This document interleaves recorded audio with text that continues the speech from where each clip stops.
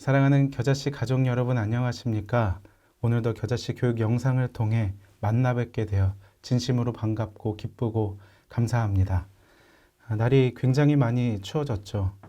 어찌된 영문인지 잘은 모르겠지만 아무튼 이 수능날이 되면 그렇지 않아도 추워진 우리의 마음이 더욱더 얼어붙게 되는 듯 합니다. 아름다운 계절 이 가을을 우리가 잘 누리고 있었는데 올해도 어김없이 수능 한파가 우리에게 찾아왔습니다. 수험생을 둔 우리 주님의 교회 모든 가정들마다 하나님의 특별한 은총이 함께 하시길, 우리 모든 자녀들의 앞날에 주님의 의로운 손이 함께 하시길 간절히 축원합니다.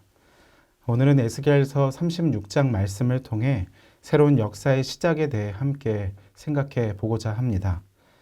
여러분, 기록은 기억을 지배한다라는 유명한 광고 카피를 들으신 적 있으십니까? 어느 카메라 회사의 카피였던 것으로 기억하는데 곱씹어볼수록 참으로 맞는 그런 이야기죠. 인류는 늘 기록을 남기게 되어 있습니다. 기억이 단순히 기억으로만 존재하게 된다면 쉽게 소멸해버리고 말겠지만 기억이 기록으로 남겨지게 될 때 그것은 또 하나의 역사가 이루어지기 때문입니다. 이와 같은 수많은 역사들이 후대에 평가되게 되고 그런 평가가 덧붙여져서 나중에는 인류가 발전해 오게 되는 것이죠. 에스겔 후반부에 들어서며 하나님은 이 에스겔을 파수꾼으로 세워서 다시 한번 하나님의 백성 유다와 이스라엘 백성들을 일으키게 될 것이고 그들을 통해 새로운 하나님의 나라의 역사를 세우시겠다 말씀하고 계십니다. 그런데 이 모든 회복의 역사는 어디서부터 시작하는 것입니까?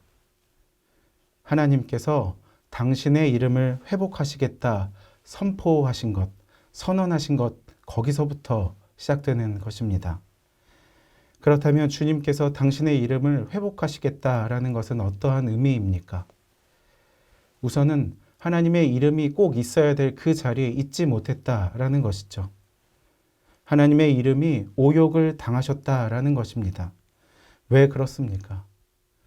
하나님의 백성으로 부르심을 받은 이들이 하나님의 백성답게 그 이름값을 하지 못했다라는 것입니다. 그래서 주님의 영예가 실추되었던 것이죠. 그런데 여러분, 문제를 일으킨 당사자 유다와 이스라엘이 아닌 주님께서 직접 당신의 이름을 회복하시겠다 말씀하고 계신 것입니다. 여러분, 어떻게 그럴 수 있습니까? 이와 같은 상황을 만나게 되면 제 머릿속을 스쳐 지나가는 제 어린 시절의 기억이 있습니다. 어제까지 한국 시리즈가 끝나게 되었는데요. 이런 시즌이 되면 어김없이 동네에서 친구들과 또 아이들과 야구를 자주 했었거든요. 어느 날 제가 중요한 순간에 타석에 들어서게 되었습니다. 그런데 기가 막히게 아주 적시타를 때려내게 된 것이죠. 아주 흥분해서 이 배트를 던졌는데 그 옛날에 이제 동네에 달걀 파는 집에 이 39 계란판을 쌓아놨지 않습니까? 그곳으로 이 야속한 배트가 날아가는 거 아니겠습니까? 마치 슬로우 모션을 찍는 것처럼 그때 제 모든 기억이 그날을 기억합니다. 그렇게 배트는 날아가서 이 달걀에 적중하였고 또 저는 심장이 쿵 내려앉았습니다. 그리고 속으로 큰일이 났다, 화루다, 나여 망하게 되었도다 생각을 하게 되었던 것이죠. 어린 시절 제 능력으로는 해결할 수 없었던 일이었기 때문에 저는 곧바로 저희 어머니께 이 사실을 고하였고 그로부터 며칠간 저희 집에는 달걀 반찬만 올라왔던 기억이 있습니다. 그런데 어머니께서 이에 대해서 별 말씀을 안 하시더라고요. 그때 저는 어린 마음에 나름 이 무조건적인 사랑과 수용에 대해서 경험했던 기억이 있는데 하나님께서 이 유다와 이스라엘을 향한 마음이 이것보다 더 하시지 않았겠습니까? 하나님께서 당신의 이름을 위해서 그 모든 문제를 다 해결하고 계신 것입니다. 여러분, 우리가 너무도 사랑하는 이 시편 23편 말씀에서도 여호와께서는 우리의 좋은 목자가 되셔서 우리를 푸른 풀밭 또 쉴만한 물가로 인도하신다 고백하지 않습니까? 그때 우리를 푸른 풀과 쉴만한 물가로 인도하셔서 우리의 영혼을 소생케 하시고 거기에 한 가지를 더 말씀하시는데요. 하나님께서 자기 이름을 위하여 의의 길로 인도하시겠다 약속하셨던 것입니다.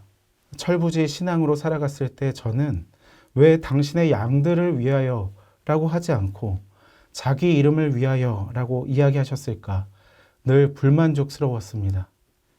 그런데 요즘은 이것이 얼마나 감사한지 모릅니다. 하나님께서 회복해야 하시는 이유와 조건이 날마다 흔들릴 수밖에 없는 저와 우리네 연약한 삶에 달려있지 않고 영원하신 반석 대신 우리 주님께 있으니 말입니다. 오 하나님, 하나님은 당신을 위해 우리를 만드셨습니다. 그래서 우리 마음은 당신 안에서 안식할 때까지 참된 안식을 누릴 수 없습니다. 성 어거스틴이 그의 저서 고백록에서 기록하였던 것처럼 주님은 주님을 위해 우리를 만드셨습니다. 그러하기에 우리의 영혼은 주님의 품에 안길 때까지, 주님께 머물 때까지 안식할 수 없는 것이죠. 주님으로 인하여 우리의 영혼에 참된 만족과 해갈과 안녕과 평안이 주어질 것이기 때문입니다. 오늘 말씀에서도 하나님께서는 이 에스겔을 통해 이스라엘 족속에게 회복을 명하시며 주께서 당신의 이름을 거룩하게 하시겠다. 이스라엘의 눈앞에서 그 거룩함을 나타내시겠다 말씀하십니다. 그렇다면 이 일이 어떻게 이루어진다라는 말입니까? 하나님께서 이스라엘을 여러 이방 땅, 흩어져 있는 그 땅으로부터 불러 모으시고 하나로 모아 다시금 약속의 땅 가나안에 들어가게 하실 것이다 라는 것입니다. 뿐만 아니라 주께서 더럽혀진 이스라엘에게 맑은 물을 뿌려서 그들이 자행했던 온갖 더러움과 또 흉악한 우상 숭배를 근절시키고 정결케 하실 것을 말씀하십니다. 또 새 영과 새 마음을 가득히 채워주실 것인데 이것은 우리 안에 쏟아난 이 굳은 마음, 돌같이 굳어진 그 마음을 살처럼 부드럽게 해주실 것이다 말씀하고 계신 것입니다. 여러분, 이 새 영과 새 마음이라는 표현은 그것으로 우리를 회복하시겠다라는 표현은 여타 선지자들이 잘 표현하지 않는 에스겔만의 아주 독특한 그런 표현법입니다. 앞서 에스겔 11장 19절에서도 한 마음을 주시고 그 속에 새 영을 주셔서 돌 같은 마음을 제거하고 살처럼 부드러운 마음을 주시겠다 말씀하셨죠. 그때 그 말씀이 오늘 한 번 더 고백되고 있는 것입니다. 주님의 영이 우리를 가득히 채워서 살처럼 부드러운 마음을 우리에게 주시면 그 영이 우리 안에 살아있게 되면 우리는 누가 뭐라 하지 않아도 주님의 율례를 기뻐하고 즐거워하며 그 안에서 행하며 살아가게 됩니다. 자연스럽게 주님의 주권이 우리 가운데 회복되는 것입니다. 주님 안에 머물러야 참된 만족과 해갈이 경험되는 것입니다. 주님의 이름이 회복되고 주님이 우리의 새살같이 부드러운 마음 가운데 가득히 채워지는 것, 주님이 우리의 생각과 온 몸 안에 꽉꽉 들어차는 것, 주 예수 그리스도로 온몸을 무장하며 살아가는 것, 이것은 무엇과도 바꿀 수 없는 지복의 삶, 또 성도의 궁극적인 삶의 모습일 것입니다. 그때 구원자 되신 우리 하나님은 우리에게 새 언약을 허락해 주십니다. 주께서 이스라엘 그 모든 더러운 곳에서 구원하신 후에 그들을 더 이상 기근으로 핍절하지 않게 하실 것을 약속하십니다.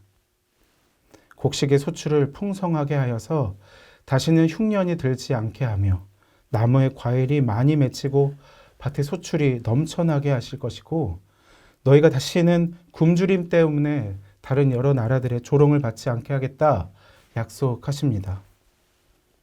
뿐만 아니라 오늘 본문 이후의 말씀을 또 살펴보면 하나님께서 이스라엘 백성들의 모든 죄를 깨끗하게 씻어주신 후에 도말하신 후에 그 성읍에 사람들이 살게 하실 것이고 폐허 위에 새로운 집을 짓게 하실 것을 약속해 주십니다. 또 황폐한 땅을 경작하여서 옥토로 변화시켜 주실 것을 말씀하고 계신 것입니다. 그리하여서 그 땅이 에덴 동산처럼 기쁨이 넘치고 또 생명이 넘치는 땅으로 하나님께서 일구어 주시겠다 약속하고 계신 것이죠. 폐허와 황무지가 변하여 사람들이 안심하고 살아갈 수 있는 그런 안전지대로 하나님께서 그 땅을 변화시켜 주실 것을 약속하고 계신 것입니다. 그런데 여러분, 이것이 전부가 아닙니다. 하나님께서 그 땅의 주인으로 우뚝 서시게 되면서 하나님은 그들의 간청을 들으실 정도로 모든 관계가 회복될 것을 이야기해 주고 있고, 그들의 백성의 숫자도 양떼처럼 불어나게 하시겠다 말씀하십니다. 여기에서 굳이 이 양떼의 이미지를 등장시키는 것은 하나님께서 다시 한번 어리석고 연약하여 흩어져 버린 이 양들, 그 백성들을 불러 모으시고 그들을 지키시고 보호하시는 좋은 목자로 다시 한번 등장하게 되실 것을 약속해 주고 있는 것입니다. 동시에 이스라엘은 하나님께 속한 백성, 특별히 제사 때마다 성별하여 드려졌던 제물로 바쳐졌던 이 양 같은 존재임을 기억해야 한다. 정말 그 목자를 기억해야 한다라는 그런 당위성을 내포하고 있는 말입니다. 사랑하는 여러분, 이 에스겔이 활동하던 시절 주 하나님의 거룩한 이름은 이스라엘 백성들로 인하여 오명으로 뒤바뀌어 버리고 말았습니다. 선택받은 백성 이스라엘의 범죄가 높이 차올라 하늘에까지 미치게 되자 주님은 교만한 이들을 심판하십니다. 그리하여 수차례 참혹한 전쟁을 겪고 난 뒤에 포로로 끌려가 이방의 조롱거리가 되었고, 그들이 섬기던 하나님 역시도 모든 나라 가운데에서 모욕을 얻게 되셨습니다.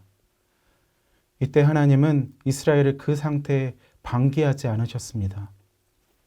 이내 당신의 거룩한 이름을 회복하시고 이 일을 계기로 이스라엘 역시 회복의 길로 인도하심으로 하나님께서 영광을 받으셨던 것입니다. 이방에 사로잡혀 갔던 땅에서 돌이키시고 맑은 물로 씻기셔서 정결하게 하실 뿐만 아니라 새 영과 새 마음을 주셔서 굳은 마음을 살과 같이 부드러운 마음으로 변화시킬 것을 말씀하십니다. 또 그들에게 줄 새 영을 통해 하나님의 율례와 규례를 지키게 하실 것이고 하나님의 친히 그들의 하나님이 되어 주실 것을 약속해 주십니다. 우리의 거룩함은 우리의 힘과 노력으로 쟁취해낼 수 있는 것이 결코 아닙니다.